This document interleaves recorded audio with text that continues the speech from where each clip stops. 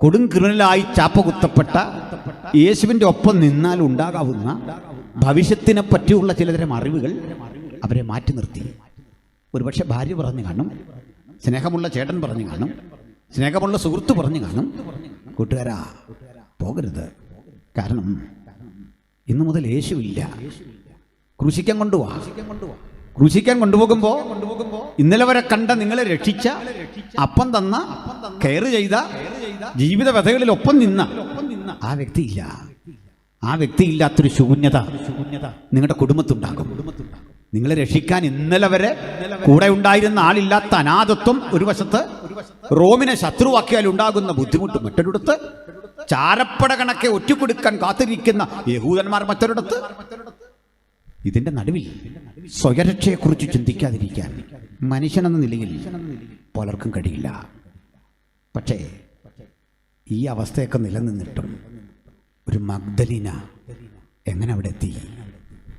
ഇതൊക്കെ നിലനിന്നിട്ടും ഒരു യോഹന്നാൻ എങ്ങനെ അവിടെ എത്തി? കുറേ സാധു സ്ത്രീകൾ എങ്ങനെ ഇവിടെ എത്തി? ഞാൻ പറയും, വരാനിരിക്കുന്ന കാലം അവരുടേതാണ്.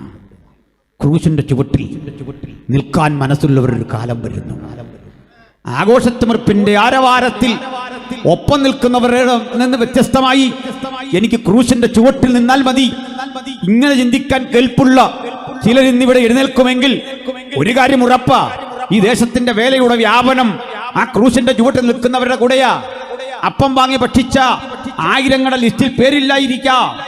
ഉയർത്തെഴുന്നേൽപ്പെട്ട ലാസറിനെ കാണാൻ കൂടിയ ആൾ ബഹളത്തിനൊപ്പം നിങ്ങളില്ലായിരിക്കാം.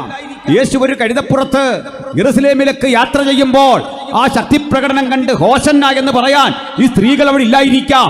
പക്ഷേ നിങ്ങൾ ഇവിടെയുണ്ട്. ഈ ക്രൂശിന്റെ ചുവട്ടിൽ ചരിത്രത്തിന്റെ ഗതി നിർണയിക്കുന്ന ഗോൽഗോഥാ കൊലക്കളത്തിന്റെ തൊട്ടുമുന്നിൽ ചങ്കുറപ്പോടെ നിന്നവരുടേതാണ് ഈ സുവിശേഷം, അവരുടേതാണ് ഈ ബൈബിൾ, അവരുടേതാണ് ഈ തിരുവെഴുത്ത്.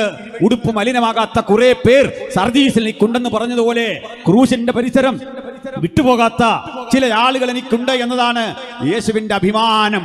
അതാണ് പരിശുദ്ധാത്മാവിന്റെ സന്തോഷം, അതാണ് പിതാവിന്റെ സന്തോഷം.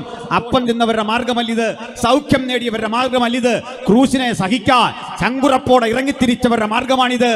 ആളുകളുടെ എണ്ണത്തിലല്ല, ക്രൂശിന്റെ മുമ്പിൽ നിൽക്കുന്നവരുടെ ശക്തി, അവരുടെ ശക്തി ക്രൂശിന്റെ കരുത്ത. ആ ക്രൂശിന് ഊർജ്ജം ഉൾക്കൊള്ളുവാൻ ഇന്ന് പ്രാർത്ഥനാ പുരസരം ആരിവിടെയുണ്ട്? ഒന്നുറപ്പാ, ഇതുവരെ കാണാത്ത ചില പരിതസ്ഥിതികൾ ജീവിതത്തിൽ സംജാതമാകാൻ ആ ക്രൂശ് നമുക്ക് തരുന്ന ഒരു പുതിയ എനർജി ഉണ്ട്, ഒരു പുതിയ കഴിവുണ്ട്, ഒരു പുതിയ ആത്മനിറവിന്റെ വ്യാപനമുണ്ട്. അത് ഏറ്റെടുത്തു വേണം ഓരോ ദൈവഹിതങ്ങളും ഇവിടെ വിട്ടു